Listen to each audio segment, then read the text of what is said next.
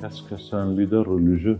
Il est seulement quelqu'un qui est en charge de la religion, qui devient une référence pour les autres qui sont les adeptes de cette même religion.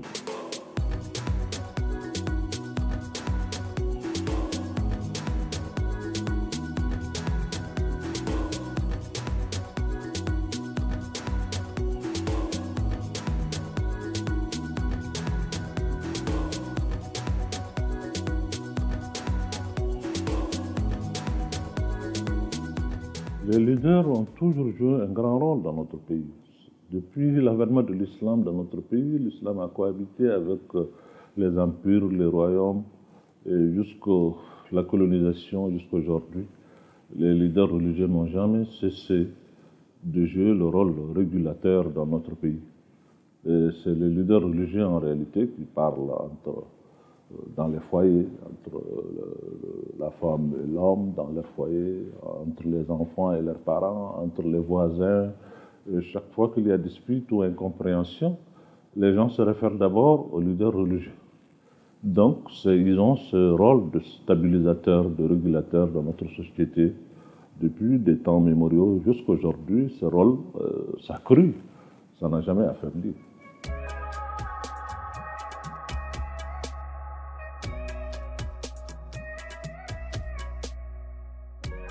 On va commencer justement avec des questions sur le Mali. Difficile de faire un pas sur la place de l'indépendance. Une foule compacte, en colère, qui réclame le départ des forces internationales et la démission du gouvernement. C'est lui, l'imam Mahmoud Dicko, a fait des mosquées le nouveau contre-pouvoir. Cet imam se fait un nom en 2009 en s'opposant à l'adoption d'un nouveau code de la famille. Il parvient à contraindre le gouvernement à adopter un texte moins ambitieux que prévu, notamment sur les droits des femmes.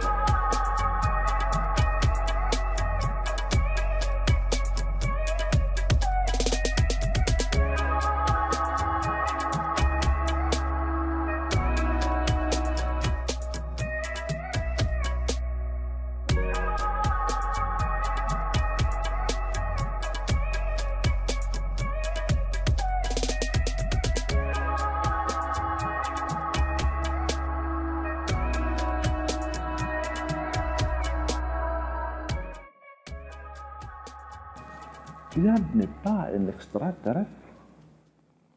C'est une personne, comme vous et moi, qui a ses parents, qui a ses proches, qui a ses amis ici.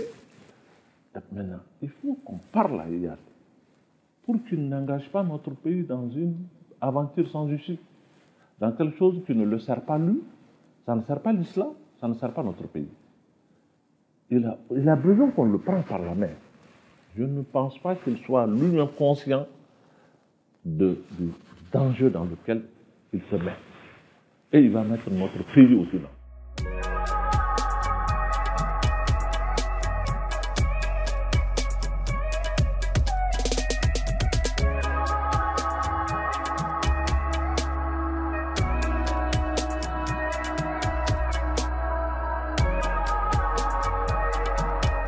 Je viens de recevoir quelqu'un tout de suite, qui est un grand cadre de ce pays, qui vient d'une localité qui n'est pas loin de Tombouctou, il est de Toya.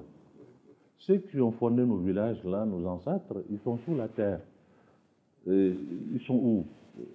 Ils sont engloutis par la terre. Et cette terre nous attend nous aussi. Pourquoi on se dispute? Pour dire que bon, la terre nous appartient. Non, non, c'est nous qui appartenons à la terre. Et elle est là, elle nous attend.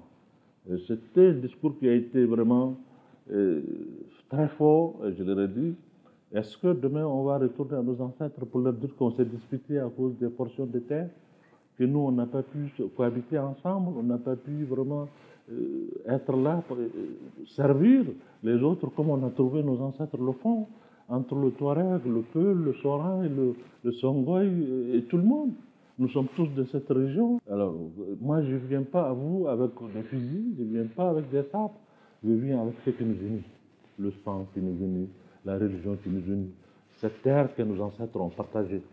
Et bon, il a le verbe, il a la façon de lui parler. Tu peux le ramollir tout de suite. Et ça, il faut être quelqu'un de tiroir pour savoir ça. Mais quand un leader religieux quitte ailleurs pour venir dans un terroir qui n'est pas son terroir naturel, comment est-ce qu'il faut lui parler? À quel discours il peut être sensible? Qu'est-ce qu'il faut lui dire pour qu'il soit vraiment sensible à ce que vous lui dites? Il faut avoir vraiment une longue expérience pour comprendre ça. Moi, j'ai eu la chance d'être là depuis très jeune, et être aussi membre de la première association islamique de notre pays. Donc, j'ai eu le temps de tourner dans toutes les régions du Mali, avoir des relations avec toutes les tribus, toutes les races, je parle toutes les langues presque. Donc ça facilite un peu la médiation, en tout cas, ou intercéder pour qu'il y ait la paix entre les gens.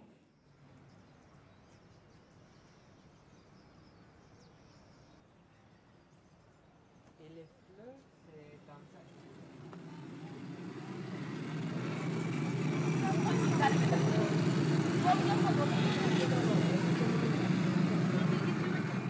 Oui, bon, leaders religieux, organisations humanitaires, et tout le monde qui œuvre pour la paix aujourd'hui.